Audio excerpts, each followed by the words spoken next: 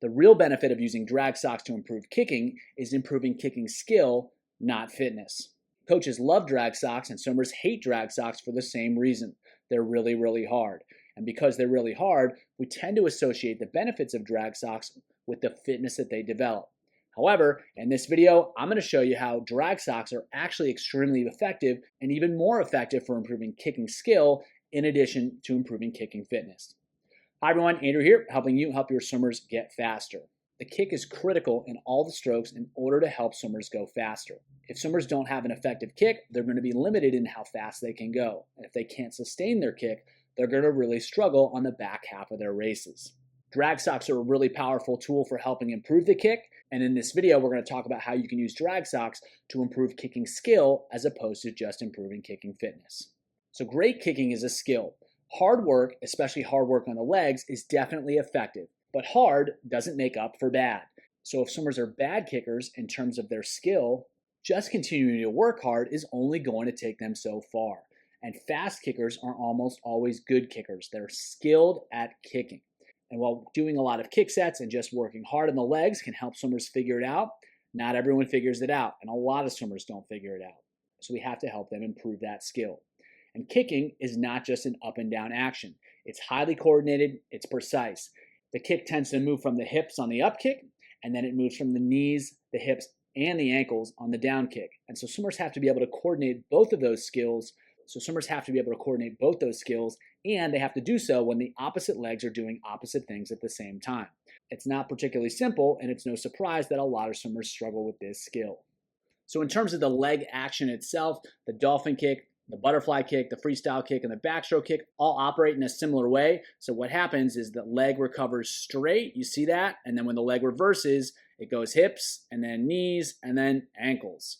So straight up on the up kick, and then hips, knees, ankles on the down kick. So it's not just from the knees, it's not just from the hips, it's from the knees and the hips at different times in the kicking cycle. And so that's what makes it particularly difficult for swimmers to figure out. So if we watch here, he kicks from the hip, then the knee, then the ankle, and then straight on the up kick, hip, knee, ankle, straight on the up kick. And then so bending on the down kick, straight on the up kick, bending on the down kick, and then straight on the up kick. And so two different skills. It's not symmetrical there. It's two different skills with the up kick and the down kick. They're different, and swimmers are going to have to manage that at the same time. So if we watch the legs here, the hip moves, then the knee moves, then the ankle moves, and then the down kick is going to be straight right there, and then up with the leg. So that's a really clear cycle here. There's movement at the hip, then there's movement at the knee, then there's movement at the ankle. So hip, knee, ankle, and then straight on the down kick, hip, knee, ankle. And that same basic rhythm, that same basic skill is what's going to be happening. It's not just moving at the hips, it's not just moving at the knees, it's both in different ways. And so it's a really critical skill to help swimmers learn. And so really important for swimmers to grasp that, and it's really hard for swimmers to grasp that. And just doing more kick sets doesn't always make a difference. So we've alluded to these challenges so far, and let's dive into it a little bit deeper. So kicking happens really fast. It's almost too fast for swimmers to think about and control. If they think, I need to do this with my legs, it's already happened, it's already too late, and they're almost already on the next kick. And unfortunately, it's not the same as when performed slowly, so swimmers can't necessarily try to slow it down to make sure that they can execute it correctly, because when it happens slowly, it's not the same ballistic motion, and swimmers can use different strategies that aren't necessarily going to be effective when they try to go fast. To make matters worse, opposite things are happening at the same time, and that makes it hard to focus on any one thing, because if they're trying to focus on their down kick, the opposite leg's going on the up kick, and it's hard to keep track of what's happening. It's hard to shift from leg to leg in terms of the focus, because everything is happening so fast, and it's happening in an alternating manner. And as we talked about in the video, the up kick and the down kick are different. Swimmers have to execute two very different patterns and two very different movements, and they have to do it really fast, and they have to do it in an alternating manner. So it's really difficult to coordinate that. And again, it's not as simple as just kick from the knees or kick from the hips. They've got to coordinate the knee, the hip, the ankle all at the same time. Again, at really high speeds, using two different patterns with the up kick and the down kick, and in an alternating fashion. So it's not really a surprise that a lot of swimmers are unable to figure this out, and they're unable to figure it out in spite of doing a lot of kick training and a lot of dedicated kick work. And as I'm sure you know, kicking matters. Kicking makes a big difference. And so if swimmers are lacking these skills, they're going to struggle to optimize their swimming. And for all those reasons, it can be really difficult to teach swimmers how to kick well. And that is why I like DragSox so much, because swimmers more or less have to kick well. If they kick from the knees and they just go up and down like that, they're just kicking back and forth and the sock just gets caught in the wash and they don't go anywhere. And if swimmers try to just kick from the hips, it's the same thing. The sock just kind of moves up and down, it gets caught in the wash, and they don't go anywhere. So swimmers have to learn how to bend the knee on the down kick, pull it straight up on the up kick, and that creates that whipping action, which allows the sock to whip rather than just kind of moving back and forth in its own wake. So the sock lets them know if they're not kicking well, if they're not kicking effectively, if they're not kicking efficiently, and it provides really clear feedback because they just don't really go anywhere. And at first, that's going to be a challenge. They're not going to move very much, but sooner or later, because of that very clear feedback that they don't necessarily get when they're just kicking without socks, they're going to start to figure out how to make it happen. And if you let them know the basic idea of what they're trying to do, try to create a whipping action where the leg recovers straight and then bends on the down kick, then they're going to be more likely to figure that out, especially with the added feedback from the socks. The other thing is they have to kick hard or else they don't go anywhere because they don't overcome the resistance of the DragSox. So they help swimmers learn to kick well, and they help them learn to kick hard, and kicking hard tends to improve their ability to kick well. And so it becomes this cycle where it really encourages effective skills, effective engagement, and effective effort. What's most valuable is that the feedback is very clear and it's very immediate. They can tell when they're not going anywhere, and they can feel when they're just kind of kicking the sock back and forth and it's getting caught in the wake. They're not going to feel pressure on the water. They're not going to feel that snap through. They're not going to feel much of anything. And so it's going to feel like they're just kicking nothing. And that's going to be really effective at helping them understand once they kind of finally feel a little bit how to create pressure, they're going to be able to latch onto that and create that feeling more and more.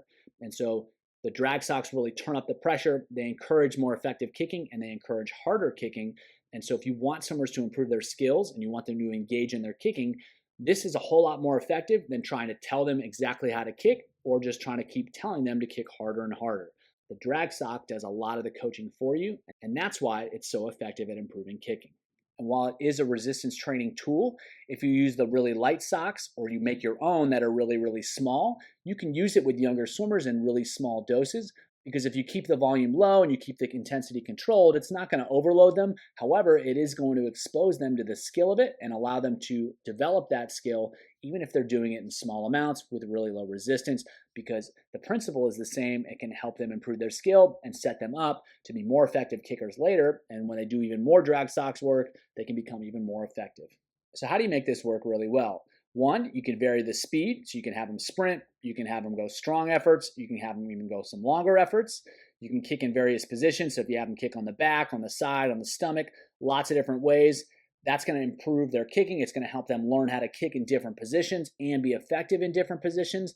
You can use it while they're swimming, and you can perform kick-swim sets. So they have to learn how to use the legs when they kick, get the legs tired, and then try to figure out how to use the legs with really great kicking skills when they're actually swimming. And because we don't really care how fast they can kick, we care how fast they can swim.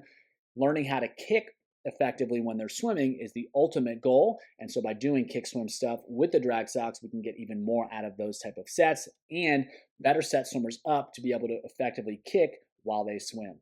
So here are a few simple sets that you can use with DragSox to improve kicking skill. So the first set's a freestyle set, so they're going to go 4 rounds through, 425s flutter kick on a board with DragSox. They are fast. Then they're going to go 425s freestyle with half of what their normal stroke count would be, plus DragSox, so they have to really use the legs. They have to create speed because they only get half as many strokes. It's kind of like a bridge between the kicking and the swimming. Those are fast. And then a 50 freestyle with DragSox, descend 1 to 4 to fast across the rounds. Then they're also going to go 50 freestyle, start at 200 speed, and descend 1 to 4 to fast across the rounds. And that's going to be without DragSox to try to put it all together. So they kick hard with DragSox. Then they have a drill where they're swimming, but it's mostly the legs. And then they have a 50 swim with socks where they have to make it happen. And then they try to make it happen without the socks. Next set, they're going to go 2 rounds through. It's butterfly, 50s on a board, 3 50s with DragSox, descend 1 to 3. Then they're going to go 425s, 4 kicks, 1 pull with DragSox strong. And then they're going to go 3 50s kick again, descend. And then 425s fly with DragSox strong. And then 3 50s again kick, descend to strongest. And then 425 strong butterfly without the DragSox. So we're working the legs on the kick. They're descending. It doesn't have to be crazy fast to start, but it needs to get better as it goes.